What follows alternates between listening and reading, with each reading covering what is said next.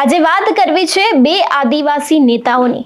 એક તો ડેડિયાપાડાના ધારાસભ્ય આમ આદમી પાર્ટીના ચૈતર વસાવા, તેની સાથે જ ભરૂચના સાંસદ મનસુખ વસાવા એક મંચ ઉપર એક સાથે જોવા મળ્યા હતા। જે સમયે ચૈતર વસાવાએ શું કહ્યું હતું તે તો સાંભળ્યું જ હતું, પરંતુ હવે આ જ વિષયની ઉપર મનસુખ વસાવાએ ચૈતર વસાવાના વખાણ કર્યા છે તેવો એક વિડીયો અત્યારે હાલ વાયરલ થઈ રહ્યો છે અને આજે આપણે તેના વિશે જ વાત કરીશું। નમસ્કાર, હું હંસિની અને તમે જોઈ રહ્યા છો નિર્ભય ન્યૂઝ।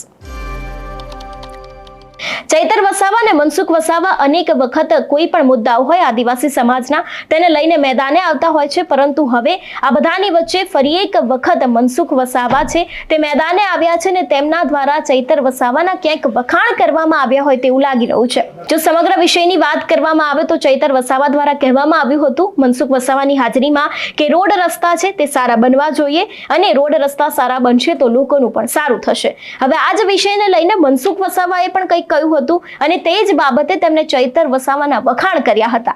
આમ તો બંને નેતાઓ એકબીજાને આકરા પાણીએ બોલતા હોય છે, શાબ્દિક યુદ્ધ થતું હોય છે, પરંતુ આવું પહેલી વાર ક્યાંક જોવા મળતું હોય એવું પણ લાગી રહ્યું છે કે મનસુખ વસાવા દ્વારા ચૈતર વસાવાના વખાણ કરવામાં આવ્યા છે। ત્યારે હવે મનસુખ વસાવાને જ સાંભળીએ કે તે આ વિષયને લઈને શું કહી રહ્યા છે।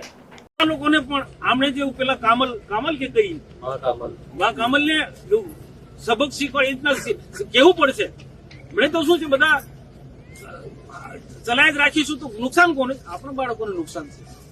તો આવનારા દિવસોમાં સમયની સાથે આપણે બધા જાગૃત થઈ આદિવાસી સમાજ પ્રગતિ કરે એ માટે સહિયારો પ્રયત્ન કરીએ। ના ખાતમુહૂર્તના પ્રસંગે હું આ એક રસ્તો સારો બને એના માટે ધારાસભ્યએ સૂચન કર્યું છે, તો હું પણ એ જ વાત કહું છું કે રસ્તો સારો બને, બધા જ રસ્તા સારા બને, રોડ રસ્તા સારા બને તો લોકો વખાણ કરશે કે કોન્ટ્રાક્ટરની વાહવા કરશે। તો કયા કોન્ટ્રાક્ટરે યોગેશભાઈ વાહવા અને ખરાબ કરશે એનું નખો જાય એમ કે એના કરતા તો ગાળો ખાય એના કરતા રસ્તો સારો બને ને કોન્ટ્રાક્ટરો બને તો આ રસ્તો સારો બને પ્રજાની સુખાકારી માટે છે।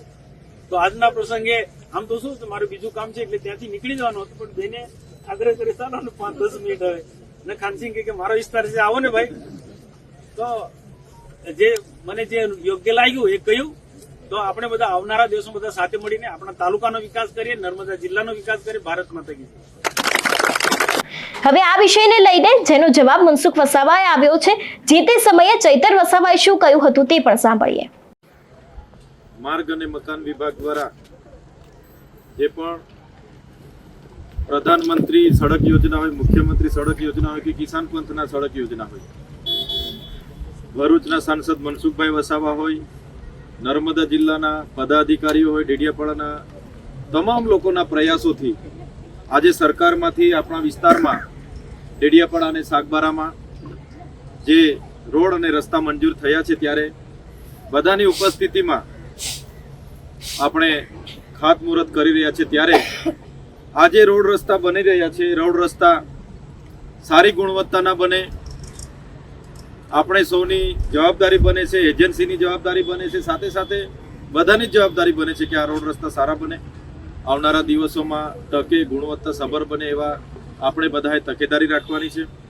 સાથે સાથે જ્યાં પણ નાના મોટા કોઈના પણ સૂચનો હશે એ પણ અમે આવનારા દિવસોમાં ધ્યાન રાખીશું। સાથે જે કૌશિકભાઈ આર પટેલ કરીને એજન્સી છે એ પણ સાથે આવ્યા છે, એમને પણ આગ્રહ કરીએ છીએ કે ગામવાળા જે પણ સરપંચ હોય, એમના આગેવાનો હોય, બધાને સાથે રાખીને જ્યાં પણ સુધારા વધારા કે કોઈ પણ સૂચનો મળે ધ્યાન રાખીને સારા રસ્તા થાય એવી અમે આગ્રહ રાખીએ છીએ। અને આજના પ્રસંગમાં ટૂંકા ગાળામાં જ આપણા સાંસદ શ્રી મનસુખભાઈ વસાવા સાહેબે સમય આપ્યો, અમે પણ આ વિસ્તારમાં હતા, અમારો પણ એમણે સમય લીધો અને બધાના સહયોગથી, બધાના પ્રયાસોથી ગુજરાત સરકારમાંથી જે રસ્તાઓ મંજૂર થયા છે ત્યારે આ રસ્તાઓ પણ સારા બનશે અને આવનારા દિવસોમાં પણ જે પણ ડેડિયાપાડા અને સાગબારાના રોડ રસ્તા હશે, જ્યાં દરેક ગામોમાં રોડ અને રસ્તાની સુવિધા બધાને ઉપલબ્ધ થાય એવા પ્રયાસો બધા જ સાથે મળીને આવનારા ભવિષ્યમાં પણ કરતા રહીશું। એ જ અપેક્ષા સાથે ફરી એકવાર આજના કાર્યક્રમમાં બધા જ પદાધિકારીઓ, અધિકારીઓ, એજન્સીના લોકો અને ગામના સરપંચ અને તમામ આગેવાનો ઉપસ્થિત થયા છો, બધાને જ આ પ્રસંગે આવકારીએ છીએ અને આજના ખાતમુહૂર્ત પ્રસંગે સૌ ભેગા થયા છે એ બદલ સૌનો આભાર માનીએ છીએ। ધન્યવાદ। ચૈતર વસાવા અને મનસુખ વસાવા જે બંને આદિવાસી નેતાઓ છે તે પહેલી વખત એક મંચ ઉપર જોવા મળ્યા છે અને મંચ ઉપર આવતાની સાથે જ હવે તે લોકો ઉપર કદાચ અનેક એવા તર્ક અને વિતર્ક છે તે સર્જાઈ રહ્યા છે. તમારું શું માનવું છે આ વિષયને લઈને અમને કમેન્ટ કરીને ચોક્કસથી જણાવજો. તેની સાથે જ અમારી ચેનલ નિર્ભય ન્યૂઝને લાઇક, શેર અને સબસ્ક્રાઇબ કરવાનું ભૂલશો નહીં. નમસ્કાર.